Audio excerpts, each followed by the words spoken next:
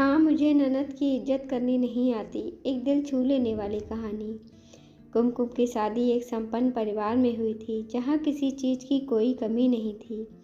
कमी थी तो बस संस्कार की। सासू माँ ने अपने तीनों बेटों को सब कुछ सिखाया था। जो नहीं सिखाया था वो औरतों की इज्जत करना। अपनी माँ बहन की इज्जत करना तो सिखाया था, पर दूसरे घर की बेटी की क्या कदर होनी चाहिए वह नहीं सिखाया था। तीनों बेटे अपनी पत्नी को पैरों की जूती समझते थे। ढंग से बात कैसे की जाती है यह पता ही नहीं था। कहीं पर भी बेइज्जती कर देना तो आम बात थी। यह चीज़ मुझे बहुत दुख देती। शादी के कुछ दिन बाद मुझे पता चला कि मेरी ननद मेरे सामने वाले फ्लैट में रहती हैं, जिसे मेरी सासू माँ ने इसलिए खरीद कर दिया है ताकि वह हर पल हमारी नज़रों के सामने रहें। कुछ दिनों में यह भी समझ आ चुका था कि वह फ्लैट सिर्फ रहने के लिए है और सोने के लिए ही इस्तेमाल होता है। बाकी तो सब यही होता था। रसोई छूने के अगले दिन जब इनके लिए चाय बनाने गई तो देखा उनके दोनों बच्चे स्कूल के लिए तैयार होकर टिफ़िन के लिए बैठे हैं। सासू माँ ने कहा, बहुत जल्दी से इन दोनों का टिफ़िन तैयार कर दो, इनकी मम्मी सो रही है। मैंने फटाफट टिफ़िन तैयार किया। फिर तो यह रोज़ का काम हो गया था। थोड़ी देर में ननद नंदोई आ गए। उन्हें चाय नाश्ता करवाया। फिर खाना खाने के समय आ गए। फिर रात का खाना बनाया। इसी तरह से प्रतिदिन का काम था। उनके बैठने और खाने से मुझे कोई दिक्कत नहीं थी। बड़ी ननद थी, कोई बात नहीं, पर समस्या ये थी कि वो दिन भर सासू माँ के कान भरती रहती थीं, जिस कारण वह कभी भी मुझसे ढंग से बात भी नहीं करती थीं। हर बात में ताना देती।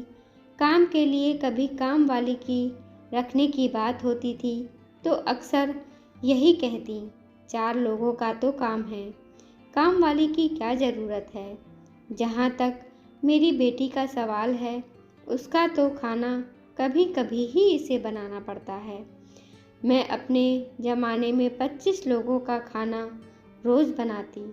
मजाल थी कि मैं कुछ बोल सकूं। आजकल तो लोग बीवी को सर पर बिठाकर रखते हैं तो बीवी बोलेंगी ही। अगर गलती से भी कभी कोई बात विजय मान लेते तो तुरंत कहते, जोरू का गुलाम हो गया है। अपने दामाद को कहते, अपनी पत्नी की कद्र किया करो, उसे खुश रखा करो। उसके खुश रहने से आपके जीवन में खुशियाँ आएंगी, आपकी तरक्की होगी। इस तरह जीवन व्यतीत होता रहा। सर्दी में कहती, सर्दी बहुत है, 4 रोटी ज़्यादा बना देना, खाना दे आएंगे। गर्मी में गर्मी बहुत है, गर्मी में काम करने का मन कहाँ करता है, खाना बना देना, आकर खा लेंगे। पति से सम्मान न मिलने के कारण मैं जी तो रही थी, पर घुटन सी होती थी। दिल करता यहाँ से भाग जाएं कहीं दूर, पर मम्मी पापा ने कहा था, पति का घर ही तुम्हारा घर है, हर हाल में निर्वाह करना। सो निर्वाह कर रही थी। जब कभी मायके वालों के सामने विजय मुझे डांट देते, बेइज्जती कर देते तो दिल काफ़ी दुखता। मैंने कभी भी अपने पापा, अपने भैया, अपने जीजा जी को इस तरह का व्यवहार करते नहीं देखा था, इसलिए मुझे बहुत अजीब लगता। मेरे घर में तो लोग एक दूसरे की बहुत इज्जत करते थे। करीब 4 साल के बाद मैं माँ बनने वाली थी। मैं खुश नहीं रहती थी, चिड़चिड़ी हो गई थी, कुछ अच्छा नहीं लगता था। हमेशा अंदर अंदर घुटन के कारण खून की कमी हो गई थी। डॉक्टर ने बताया, इन्हें खुश रखा करो, हीमोग्लोबिन बहुत कम है। 3 महीने बाद डॉक्टर ने मुझे एकदम आराम करने को बता दिया। अब घर का सारा काम सासू माँ पर आ गया। फिर भी ननद नहीं सोचती कि मेरी माँ है तो मैं कुछ मदद कर दूँ।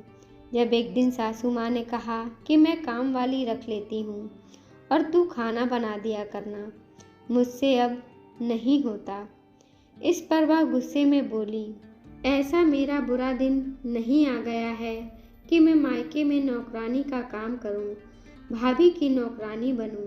कल से जो भी होगा मैं घर में बनाकर खा लिया करूँगी। तुम अपनी बहू की सेवा करो। और यह कहकर गुस्से में चल दी। सासू माँ को काम करते देख मुझे भी बुरा लगता था, पर मैं कुछ कर नहीं पा रही थी।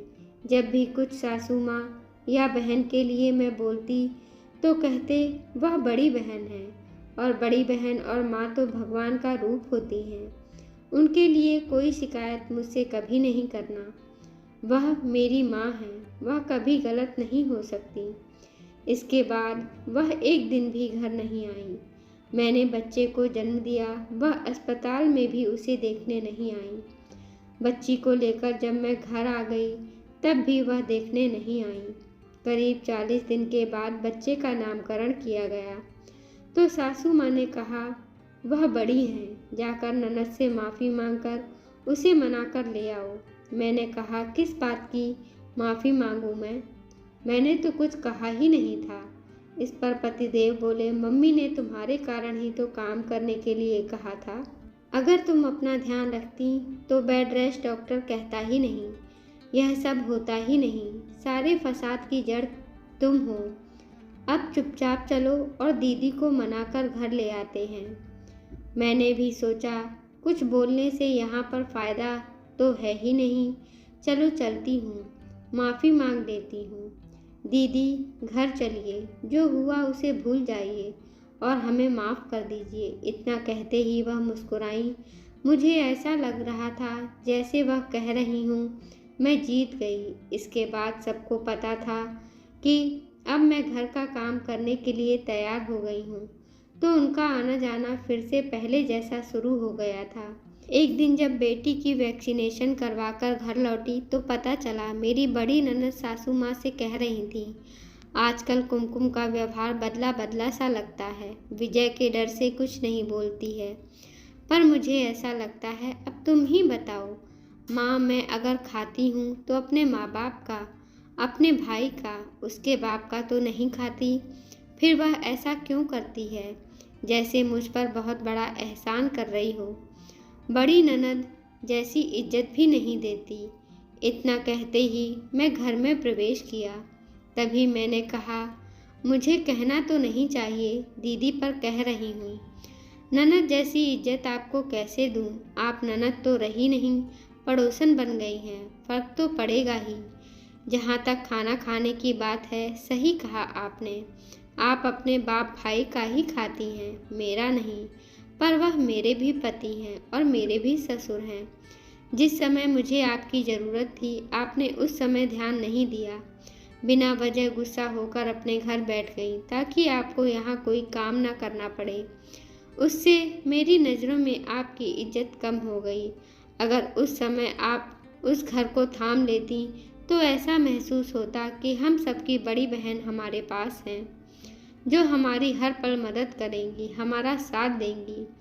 सब बातें आप इन्हें बता भी देंगी तो मुझे कोई डर नहीं, क्योंकि क्या होगा, वह मेरी बेइज्जती पहले भी करते थे और आज भी करेंगे। यह तो उनका रोज़ का काम है, इससे मुझे कोई फ़र्क नहीं पड़ता। पर पता नहीं क्यों सासू माँ और ननद दोनों ने ही विजय को कुछ नहीं बताया। इधर जैसे जैसे बेटी बड़ी होने लगी थी, विजय के व्यवहार में सुधार आने लगा। वह सोचने लगे थे कि अगर मेरी बेटी के साथ कोई इस तरह का व्यवहार करेगा तो मुझे कितना बुरा लगेगा, जिस कारण से उनका मेरे प्रति व्यवहार बदलने लगा था। मेरे लिए ये उम्मीद ही काफ़ी थी कि एक दिन सब ठीक हो जाएगा, और आज सब ठीक हो भी गया है। अब विजय मेरे लिए हमेशा आवाज़ उठाते हैं और दीदी से भी कह देते हैं दीदी अब आप अपनी जिम्मेदारी खुद उठाएं। मेरी बेटी मेरे लिए नई ज़िंदगी लेकर आई थी, अब मैं बहुत खुश हूँ।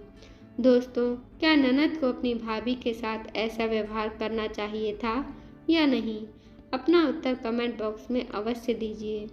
धन्यवाद दोस्तों, कृपया हमारे चैनल को लाइक करें, शेयर करें, सब्सक्राइब करें। धन्यवाद।